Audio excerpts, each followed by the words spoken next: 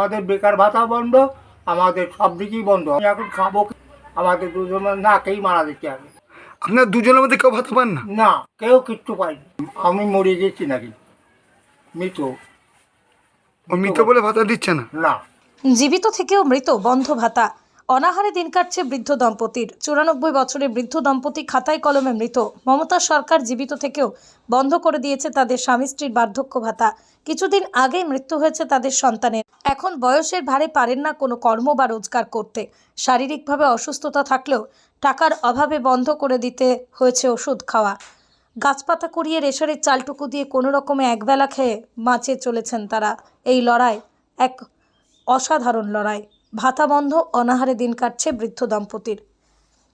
পাঁচুগোপাল তরফদার ও তার স্ত্রী পার্বতী তরফদার। পাঁচুগোপাল তরফদার বয়স 94, পেশায় ভ্যান রিক্সা চালক, পাশাপাশি তিনি বাউল গান গাইতেন। এখন বয়সের ভারে ভারাক্রান্ত।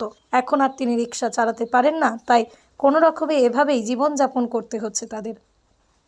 ভাতা পাচ্ছিলেন, তাও বন্ধ করে দেওয়া হলো। অসহায় পরিবারটি আজ অনাহারে দিন কাটাচ্ছে। বর্তমান তৃণমূল সরকার কেন যে তাদের চালু ভাতা বন্ধ করে দিয়ে মৃত দেখিয়েছে তা বুঝতে পারছে না। অবিলম্বে এই ভাতা আবার চালু হোক, এমনটাই জানাচ্ছেন। শিবনিবাস গ্রাম পঞ্চায়েতের পক্ষ থেকে বিডিওর কাছে বারবার দরবার করেছি, কিন্তু ভাতা পাইনি। এখন দেখার বিষয় কবে তাদের ন্যায্য পাওনা ভাতা তারা মৃত থেকে জীবিত হয়ে ভাতা পায়। বলছি, পাঁচুগোপাল তরফদার ও তার স্ত্রী পার্বতী তরফদার, এই দুজনের দীর্ঘদিনের ভাতা বন্ধ, কি বলবেন?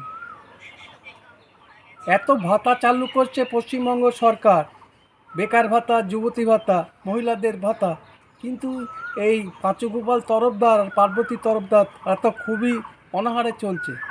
অবিলম্বে তাদের ভাতা চালু করা উচিত।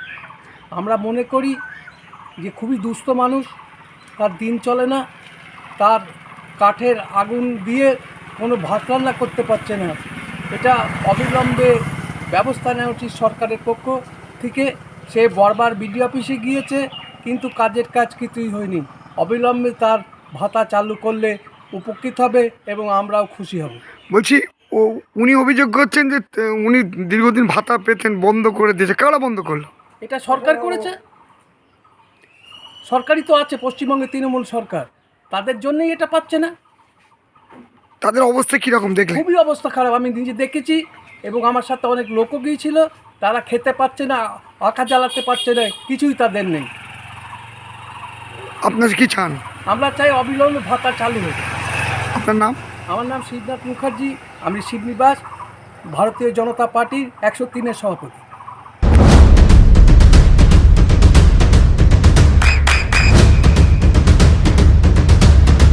বৃষ্টিতেই স্বস্তি। বৃষ্টি অ্যাকোয়া, বিশুদ্ধ পানীয় জল।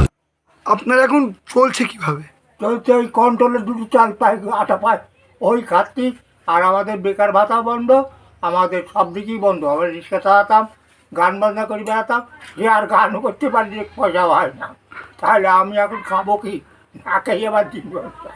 আমাদের দুজনের না খেয়েই মারা যেতে হবে। হ্যাঁ, অল্প বয়সে, এই বয়সে আমার বোধহয় শেষ হয়ে যেতে হবে, বুঝলো? আপনার বয়স কত? আমার বয়স 93-94। আপনার স্ত্রীর বয়স কত? ওই 70। আপনার দুজনের মধ্যে কেউ ভাতা পান না? না, কেউ কিচ্ছু পাইনি। আমার চলবই বন্ধ করে দিল। আগে আগে পেতেন? আগে পেতাম। কারা বন্ধ করলো? ওই তৃণমূলের লোক। ভিডিওকে জানিয়েছেন? হ্যাঁ, জানিয়েছি, কতবার জানিয়েছি। ভিডিও কি বললো? ভিডিও বলে জমা দিচ্ছে, পরে দেখলে হচ্ছে। আচ্ছা, আপনার এই বার্ধক্য ভাতা বন্ধ করার কারণটা কি? আমি মরে গেছি নাকি মৃত? ও মৃত বলে ভাতা দিচ্ছে না? না। আপনার নাম? আমার নাম পাঁচুগোপাল তরফদার। আপনি ভিডিওকে জানিয়েছেন? জানিয়েছি। ফর্ম জমা দিয়েছিলেন আবার? হ্যাঁ, জানা দেয়। তাও চালু হয়নি? না। তাহলে সংসার চলে কি করে আপনার? না খেয়ে আর ওই রেশনের চালটা দেয় আর আটা দেয়, ওই অল্প। আমাদের গরিব মানুষের ভাতা বন্ধ করিয়ে যুবকদের ভাতা দেখতে, আমি তো বিশ্বাস করবো না, এ কাউকেই দেখতে না বোধ হয়, মনে হয়। হ্যাঁ, যা দেখছে ওই যারা ওর কর্মচারী তাদের পেট ভরে, আমাদের পেট ভরে না, না খেয়ে দিন যায়। ওই রেশনের চালটা তাহলে কাদের দিচ্ছে ভাতাগুলো? যারা ওদের সঙ্গে থাকে তাদেরকে দেয়, কিন্তু ওদের সঙ্গে আমি ঘুরতেও পারি না, আমি চলতে পারি না, বুড়ো মানুষ, ওদের পাঠও করতে পারি না। আমি বাড়িতেই বসে থাকি চুপচাপ। আমাকে বেকার ভাতাও বন্ধ করে দিয়েছে, দেয় না।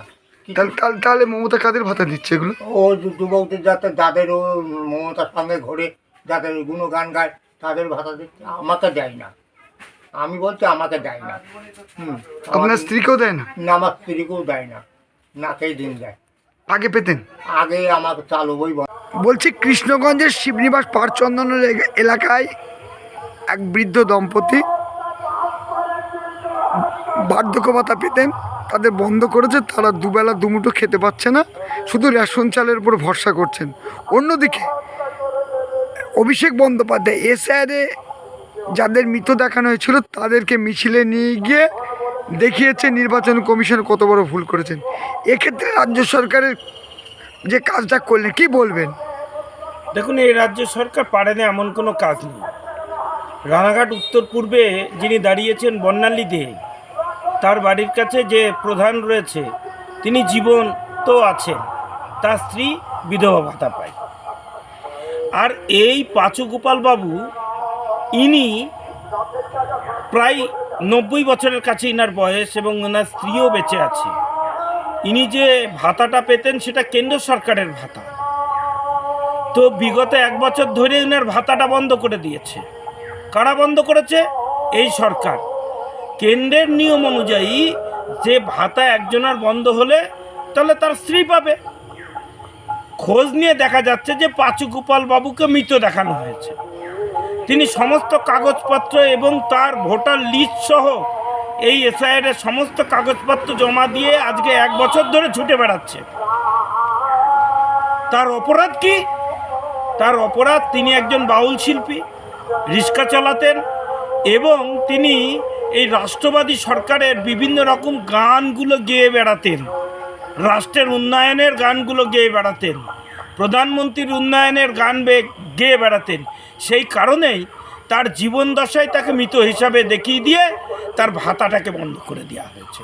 এটা সম্পূর্ণ পরিকল্পিতভাবে এবং ভিডিও, এবং এরা এই রাজ্য সরকার ষড়যন্ত্র করে এই কাজের সঙ্গে লিপ্ত হয়েছে।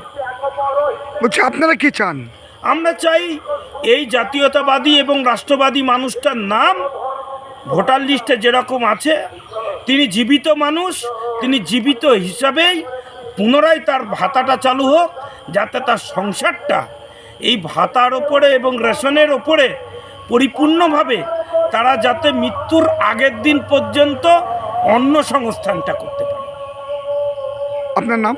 অমিত প্রামাণিক, আমি ভারত। বলছি আপনার পঞ্চায়েত এলাকায় পাঁচু গোপাল তরফদার 80 ঊর্ধ্বে বয়স, তিনি ভাতা পেতেন আগে, এখন বন্ধ আছে, মানুষটা অনাহারে চলছে, কি বলবেন? পাঁচু গোপাল তরফদার তিনি খুবই অসহায় মানুষ, খুব গরিব ব্যক্তি। উনি পঞ্চায়েতে এসেছিলেন এবং কাগজপত্র নিয়ে গিয়ে আমরা বিডিও অফিসে জমা করেছি। তা ওর ভাতা পাওয়ারই খুবই দরকার, খুবই অসহায় মানুষ। বিডিও অফিসে জমা দেয়, তার কোনো কার্যকরী এখনো পর্যন্ত ফলাফল পায়নি। বলছি উনার ভাতা, উনি তো ভাতা পেতেন, এই বন্ধ হওয়ার কারণটা কি? বন্ধ নিশ্চয় বিডিও অফিসে কোনো কার্যকরী করে বন্ধ করে দিয়েছে। আপনারা কি চান? আমরা চাই গরিব মানুষ ওই ভাতাটা পাক এবং চালু হোক। আপনার বুথে এই পাঁচু বাবুর বার্ধক্য ভাতা বন্ধ হয়ে গেছে, তারা অনাহারে চলছে, কি বলবেন? আমি এই কথাটা শুনে ওনার আধার কার্ডটা নিয়ে আমি বিডিও অফিসে যাই, কী পরিস্থিতিতে আছে আগে দেখে আমাকে বলে যে ওটা মানে লিস্ট থেকে মানে ইনঅ্যাক্টিভ হয়ে গিয়েছে। তা সেটাকে আবার অ্যাক্টিভ করার জন্য যা করণীয়, বিদ্যুৎবাবু সেই সময় ছিলেন, ওনাকে দিয়ে ওটাকে আমি করিয়ে এসেছিলাম। ওপরে গিয়ে ওই কম্পিউটার রুমে গিয়ে তার চিঠি করানো হয়েছিল, চিঠি করি সেই চিঠি বিদ্যুৎবাবু সই করে জমা দিয়েছিল। এই পর্যন্ত আমি ছিলাম, তারপরে এসে আমার সঙ্গে আর যোগাযোগ করিনি, আমি সেখানে যাইনি। এই আর কি। ওদের আর্থিক অবস্থা খুব খারাপ। আর্থিক অবস্থা খুবই খারাপ, আর তার জন্যই আমার দৌড়ানো। আপনারা কি চান? হোক, আমি এটাই চাই, হোক। গরিব মানুষ কেন পাবে না? গরিব মানুষ পাক, এটাই আমরা চাই। আপনার নাম? আমার নাম অশোক কুমার ঘোষ, কৃষ্ণপুর এই পারচন্দননগর বিশাখা ঘোষ মেম্বারের দেওরানি। বলছি অভিষেক বন্দ্যোপাধ্যায় এসআইআরের জীবিত মানুষকে মৃত দেখানোর জন্য মঞ্চে হাজির করেছিলেন, জনসভাকে তুলে ধরেছিলেন। ঠিক একইভাবে কৃষ্ণগঞ্জ এলাকায় বৃদ্ধ সে জীবিত রয়েছে, তার ভাতা বন্ধ হয়ে গিয়েছে, এটা কি বলবেন? দেখুন, যে জীবিত রয়েছে তার ভাতা বন্ধ হয়ে গিয়েছে, এটার কারণ হচ্ছে প্রত্যেক বছরে যারা বার্ধক্য ভাতা পায় তাদেরকে এই ডিসেম্বরের শেষ বা জানুয়ারি ফেব্রুয়ারি মাসের মধ্যে গিয়ে লাইফ সার্টিফিকেট জমা দিতে হয়। শুধু মানে তার আধার কার্ড, তার ব্যাঙ্ক অ্যাকাউন্টের জেরক্স গিয়ে জমা দিয়ে আসতে হয় পঞ্চায়েত অফিসে। সেখানে যদি কেউ জমা না দেয়, সেখানে যদি কেউ কোনো কারণে জমা দিতে না পারে, তখন কিন্তু অটোমেটিক যারা ওখানে কাজকর্ম করে তাদের কিন্তু কোনো উপায় থাকে না, তখন তার নাম অটোমেটিক টাকা বন্ধ হয়ে যায়। পরে এটাকে আবার সংশোধন করা যায় লাইফ সার্টিফিকেট যখন জমা দেয়। বলছি, ভদ্রলোক অনেক দিন দিয়ে ঘুরছেন, বিডিও অফিসে যাচ্ছেন, তারা ধরে ঘুরছেন, কোনো আপনারা জানেন যে এবছর এসআইআরের যে দীর্ঘ প্রক্রিয়া, এই এসআইআরের প্রক্রিয়া, তারপরে বর্তমান যে ভোটের যে নির্বাচন কমিশনের যে গাইডলাইন, যেভাবে সরকারি স্টাফদেরকে দিয়ে তারা ছুটি নিয়ে বেড়াচ্ছে, কাজ করাচ্ছে, তা হয়তো সেই কারণেই এটা সম্ভব হয়ে ওঠেনি।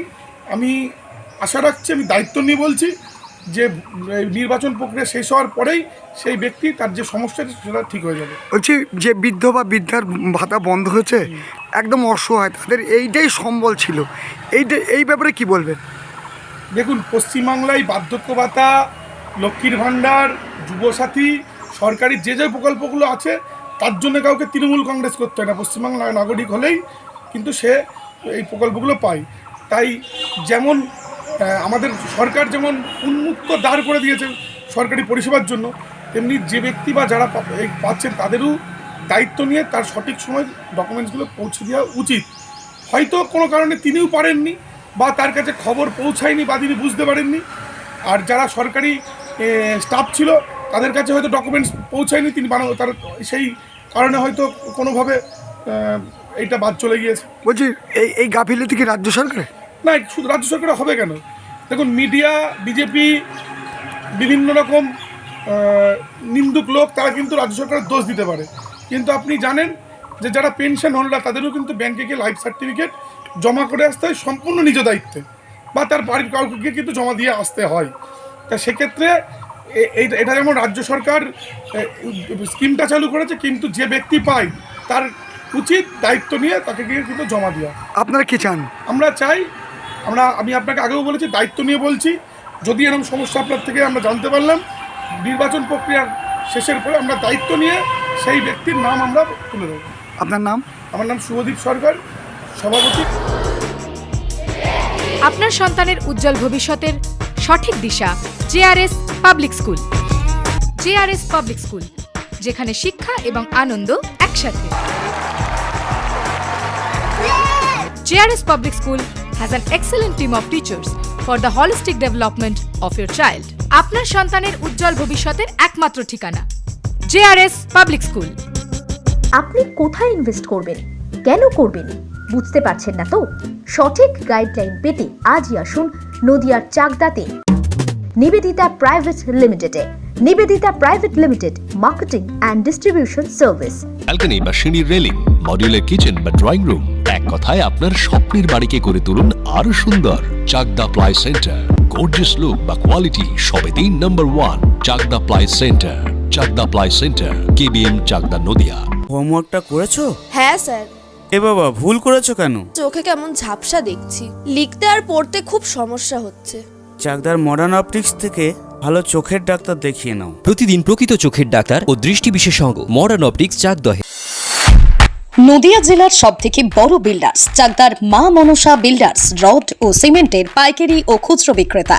মা মনসা বিল্ডার্স, পদ্মবিলা, চাকদা, নদিয়া। রুম রে মাত্র 1500 টাকা থেকে স্টার খাওয়া দাওয়া, রিজনেবল প্রাইস। নদিয়ার একমাত্র 3 স্টার ক্যাটাগরি হোটেল এনবি সোনার বাংলা হোটেল, কল্যাণী এইমসের ঠিক উল্টো দিকে, কল্যাণী, নদিয়া। নদিয়ার একমাত্র অথরাইজড ডিস্ট্রিবিউটর ঘোষ কমিউনিকেশন, থানার মোড়, চাকদা, নদিয়া।